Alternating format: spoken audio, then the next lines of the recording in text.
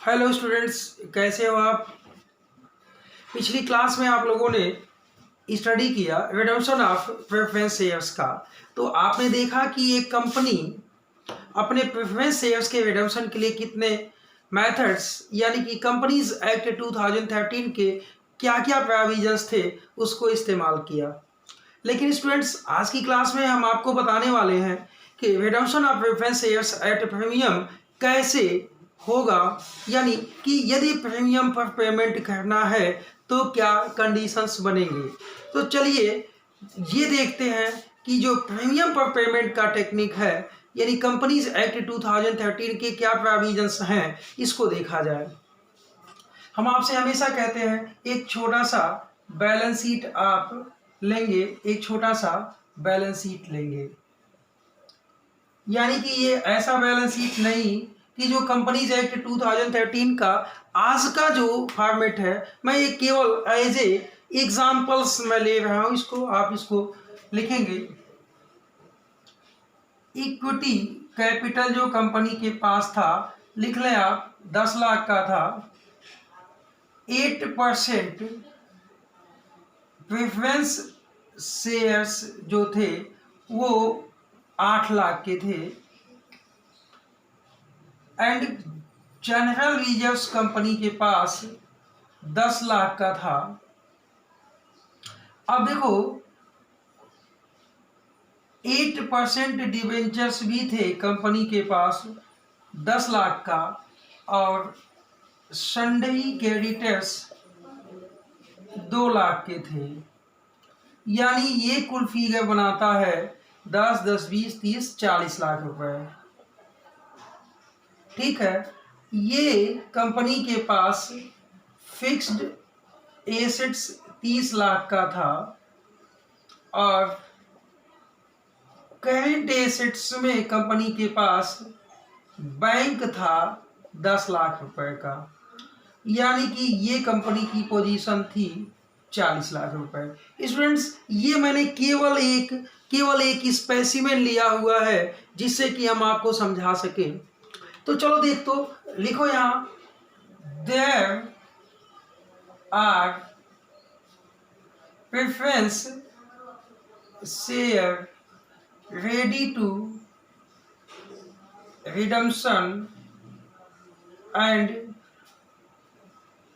AOA allowed at 10% premium. ध्यान दीजिएगा students, आपकी शेयर्स का जो पेमेंट्स है ना, जो प्रेफरेंस शेयर्स का पेमेंट है वो प्रीमियम पर पेमेंट है, यानी कि वो प्रीमियम पर पेमेंट है यानी भुगतान। तो सबसे पहले आप कहीं साइड में लिख लेंगे टोटल पेमेंट अमाउंट। जो टोटल पेमेंट अमाउंट होगा वो कितना है sir. Total payment amount capital देना है 8 लाख का, प्लस 10% यानी 80,000 रुपये का प्रीमियम देना है। तो 8,80,000 टोटल पेमेंट देना है। ये आप हमेशा ध्यान देंगे, अच्छा तो एक बात बताओ, आप ये पेमेंट कैसे देना चाहते हो। ये फर्स्ट मेथड जो हमने आपसे बताया था कि company issue the new fresh equity of preference shares. मैं उस एग्जांपल्स पे आपको ले चलता हूं, यानी कि कंपनी ने नए शेयर्स इशू किए। तो मैंने बताया था पहला केस आप लोगों ने लिखा था, क्या लिखा था कि company can issue the fresh shares, कहाँ तक, अप टू द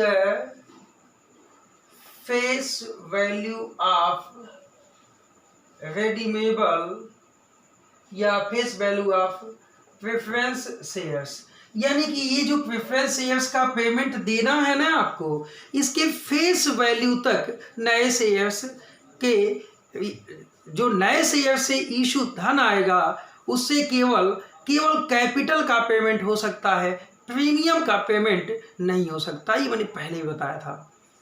तो जो नए शेयर्स हैं, जो यहाँ आप लिखेंगे new shares issue at par भी हो सकते हैं और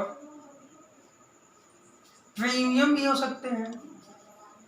कौन सा इशू कर रहे हो सर? पहले एट पर इशू करेंगे, पहले एट पर इशू करेंगे। चलो देखो, एट पर यदि आपने इशू किया तो लिखा बैंक अकाउंट डेबिट टू, चलो इक्विटी इशू किया तो इक्विटी शेयर कैपिटल अकाउंट। आपने इक्विटी शेयर इशू किया तो आपने इक्विटी शेयर कैपिटल अकाउंट को क्रेडिट कर लिया। कितने का? 8 लाख रुपए का। ये जो आप लिखोगे being issue of new shares आप लिख लेना। अब देखो प्रीमियम के पैसे का इंतजाम कहाँ से करोगे? तो कंपनीज एक्ट कहता है कि प्रीमियम के पैसे का आपको जो जुगाड़ होगा ना, जो इंतजाम होगा, वो या तो सिक्योरिटी प्रीमियम रिजर्व से कीजिए या फिर सिक्योरिटी प्रीमियम रिजर्व से नहीं हो पाता है तो अन्य किसी फ्री रिजर्व से कर सकते हो।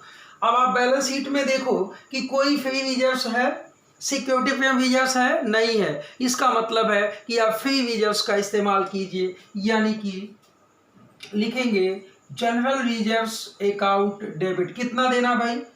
80,000। टू कहाँ ले जाएंगे? To premium on redemption of preference shares account, यानी कि आपने 80,000 का इंतजाम कर लिया जी, दोनों हो गया।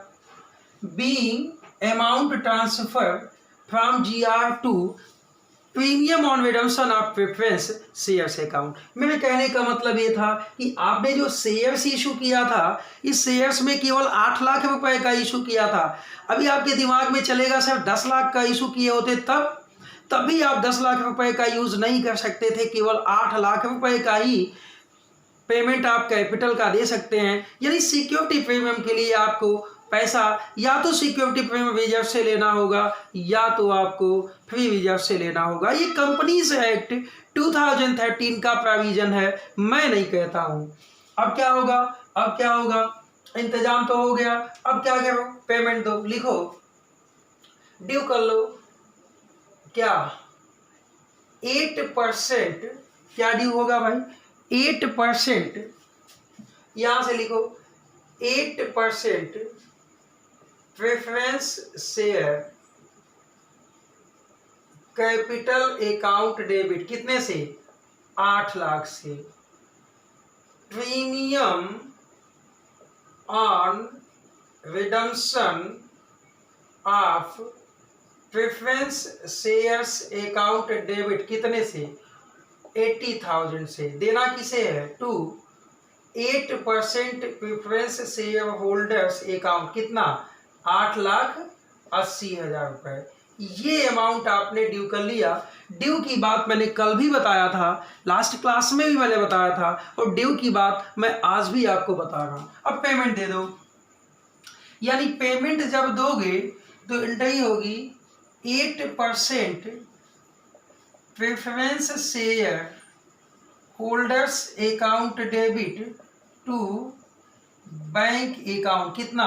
8,80,000। 8,80,000 आपने इन्हें पेमेंट दे दिया। चलो, ये कंप्लीट आपकी जर्नल एंट्रीज थी, ये कंप्लीट आपकी जर्नल एंट्रीज थी। लेकिन अब क्या मामला बनता है? अब क्या मामला बनता है? अब आप नया बैलेंस शीट बनाएंगे, नया बैलेंस शीट बनाएंगे। चलिए, आपने किया क्या था? सर इनको पेमेंट दे दिया, ठीक है। तो इसके जगह पे आपने क्या किया? इक्विटी शेयर्स 8 लाख रुपए का इशू किया। अच्छा, तो इस 10 लाख में से पेमेंट देने के बाद 8 लाख खत्म हो गया तो बचा कितना? 2 लाख। अच्छा, न्यू शेयर्स कितने का इशू किया? 8 लाख का। तो फिर ये दोनों मिला के 10 लाख रुपए हो गए। यहाँ 10 लाख लिख सकते हैं कि नहीं? हाँ, लिख सकते हैं। चलो ठीक है, ये बात समझ में आई। अभी आपके दिमाग में एक चीज और जानना है। 80,000 तो प्रीमियम भी गया, यानी कि यहाँ 9,20,000 रुपये बचे हैं। हाँ, 9,20,000, यानी फाइनल फिगर आप 9,20,000 लिखोगे। अच्छा, यहाँ GR कितने का घटा? 80,000 का, तो GR कितने का हो गया? 9,20,000 का। अब बताओ ये बैलेंस शीट आपका टोटल सही है कि नहीं? चलो चेक कर लेते हैं। 10 8 18, 10 28, 2 30 9, 39,20,000 रुपये का। ये 30 9, 39,20,000 रुपये का। ये आपका बैलेंस शीट 39, ठीक है, 39,20,000 रुपये का ये आपका बैलेंस शीट फिर क्लियर हो जाता है। तो स्टूडेंट्स देखो, आपने क्या किया? आपने शेयर्स इशू किए, फिर हम वही बैलेंस शीट फिर से लेते हैं, यानी कि क्या? ये 8% प्रेफरेंस शेयर्स कितने के थे? 8 लाख के थे। जनरल रिजर्व कितने का था? 10 लाख का था। और ये छोड़ो, ये कैपिटल आपका 10 लाख का बैंक था। तो फिर से आपका वही बैलेंस शीट है, लेकिन टर्म्स थोड़ा सा बदलेगा। आप लिखेंगे क्या लिखेंगे?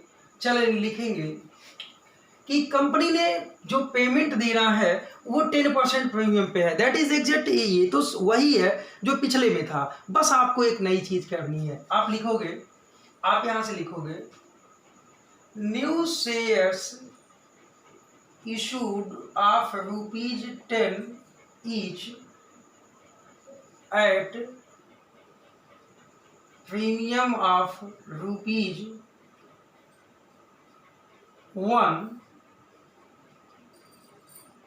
पर शेयर, यानी कि 8 लाख रुपए का शेयर्स कंपनी ने इशू किया और ₹1 प्रीमियम पर, यानी कि इशू नंबर ऑफ शेयर्स 80,000 था, क्वेश्चन में देगा, आप घबराओ नहीं, और ₹1 प्रीमियम पर इशू किया। ध्यान दीजिएगा, आपको पेमेंट कितना देना है? सर 10% प्रीमियम पे, यानी कि 8 लाख प्लस 80,000, यानी 8,80,000 का पेमेंट देना है। यहाँ ध्यान दीजिएगा।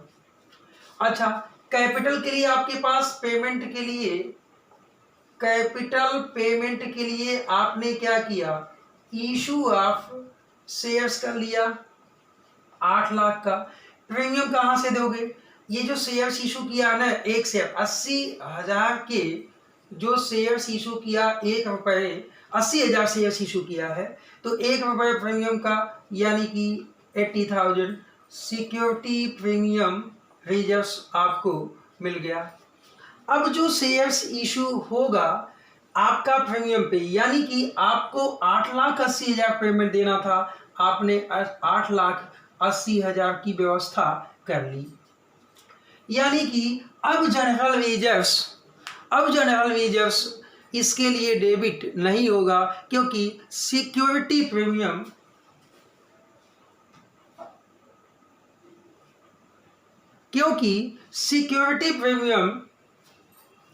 आप में 80,000 से आ चुका। तो क्या एंट्री होगी? आप इशू किए हो तो बैंक अकाउंट डेबिट कितना? 8,80,000 टू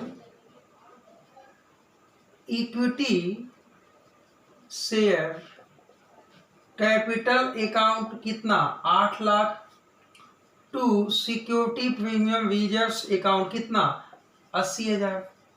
दोनों आपने इंतजाम कर लिया। अब क्या होगा भाई? ड्यू कीजिए, पेड कीजिए।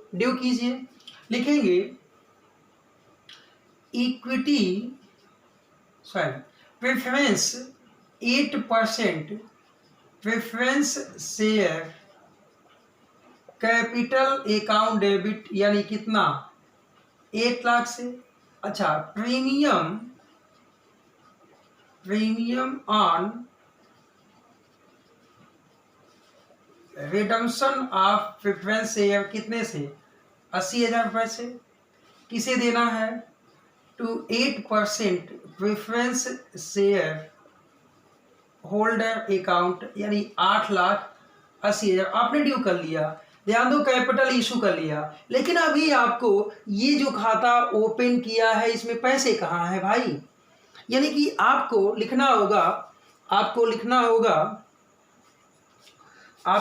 होगा जो अगले, ये जो आपको प्रीमियम देना है इसका भी इंतजाम आपको करना होगा। क्या इंतजाम करना होगा? देखो इंतजाम हो चुका है, लिखोगे security premium reserves account debit कितने से? 80,000 से to premium on redemption account 80,000। अब देखो ये जो प्रीमियम का पेमेंट करना है, ये इस पैसे का इंतजाम हो गया। शेयर्स इशू कर लिया, इस पैसे का इंतजाम हो गया, ड्यू कर लिया, पेड कर लो। यानी कि 8% debenture holders debit 8% preference share holders debit to bank account कितने देने हैं? कितने से ड्यू किया था इनको? 8,80,000 से। 8,80,000 से। तो ये टॉपिक आपका, जब आपने शेयर्स को प्रीमियम पर इशू किया तो सिक्योरिटी प्रीमियम रिजर्व्स को डेबिट कर लिया, प्रीमियम ऑन रिडम्पशन को क्रेडिट कर लिया पेमेंट के लिए। ये बात सबकी समझ में आती है स्टूडेंट्स? तो ठीक है, चलिए आपका नेक्स्ट टॉपिक इसमें क्या हो सकता है।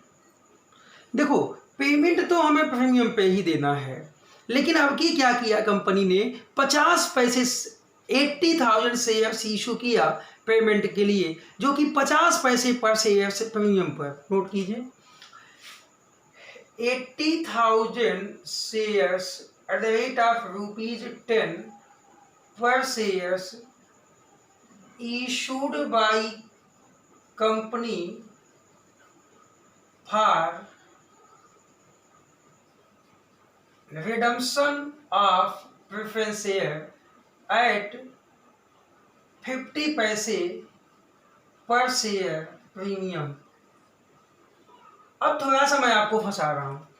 कंपनी ने क्या किया? जो शेयर्स इशू किया है ना, वो 50 पैसे प्रीमियम पर इशू किया है। यानी कि कंपनी ने आपको पेमेंट कितने देने हैं?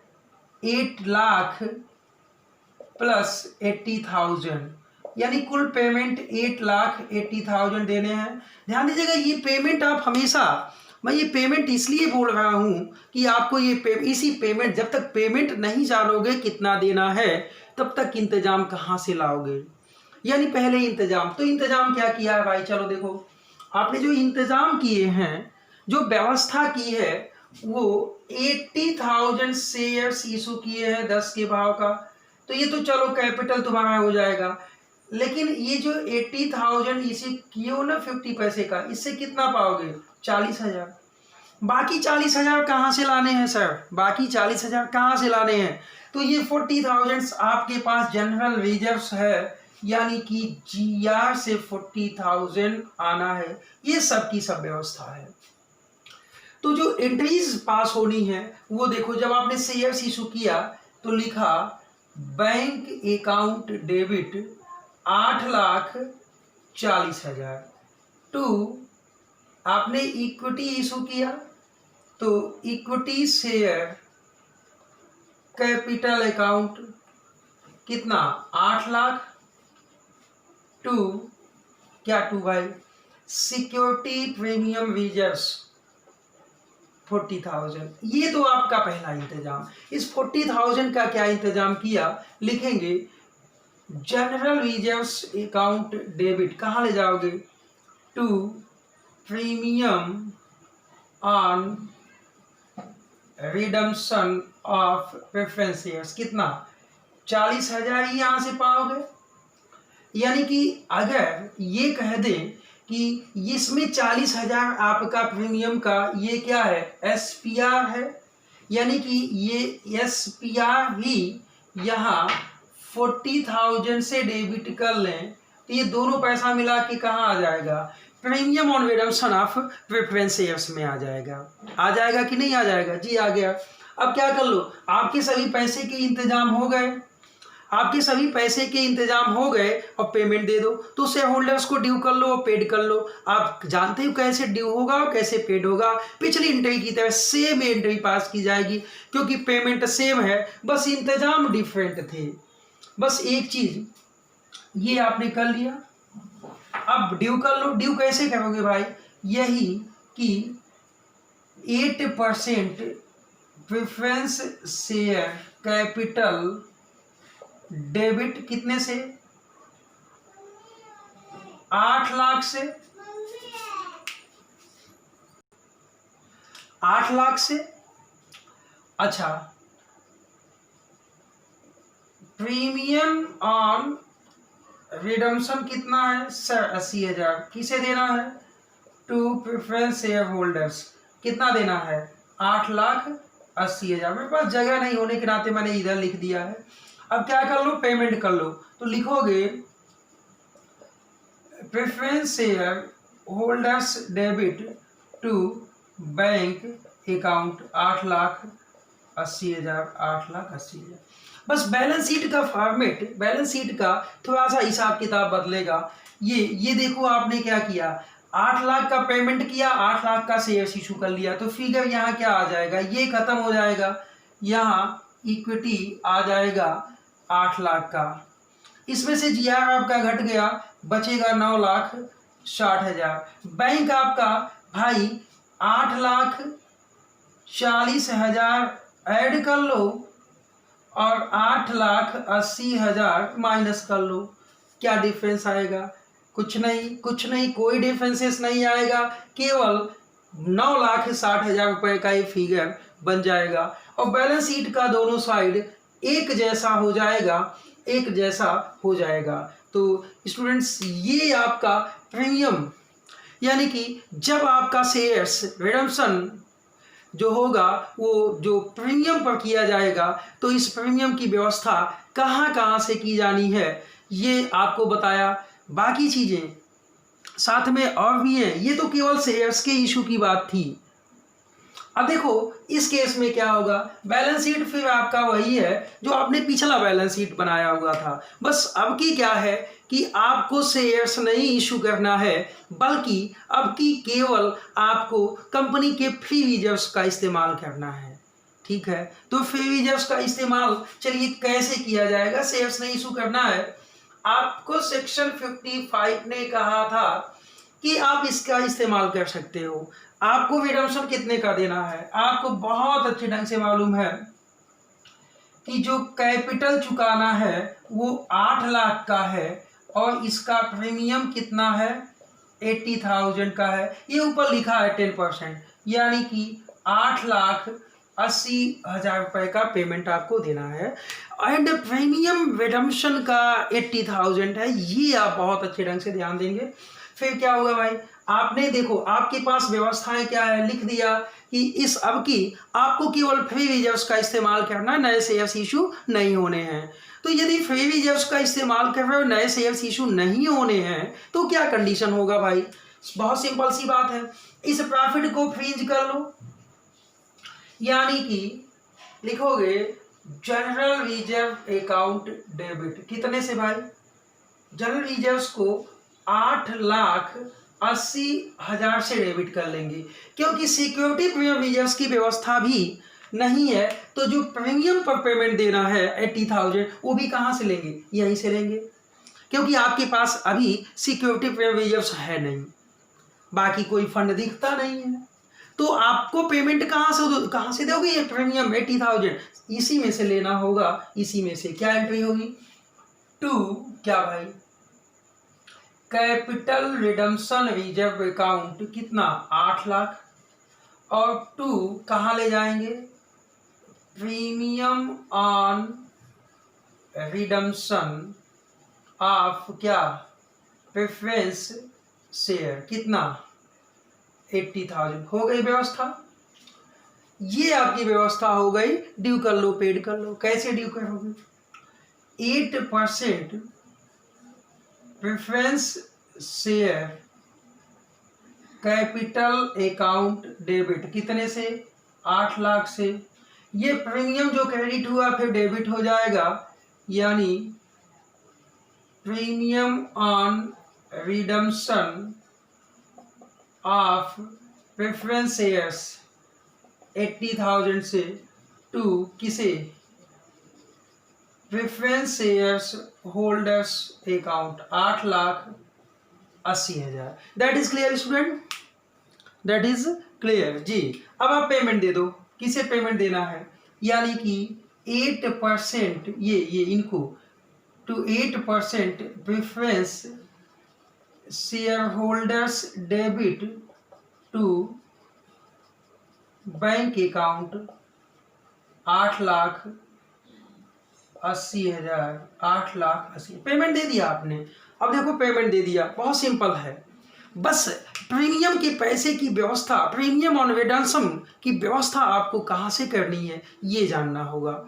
यानी आपके पास यदि सिक्योरिटी प्रीमियम वेजर्स होता तो आप यहाँ पहले लिखते, इसके लिए सिक्योरिटी प्रीमियम वेजर्स अकाउंट डेबिट, इस premium on redemption account credit हो जाता, premium on redemption account credit हो जाता। That is clear students? चलो बैलेंस शीट बनाते हैं।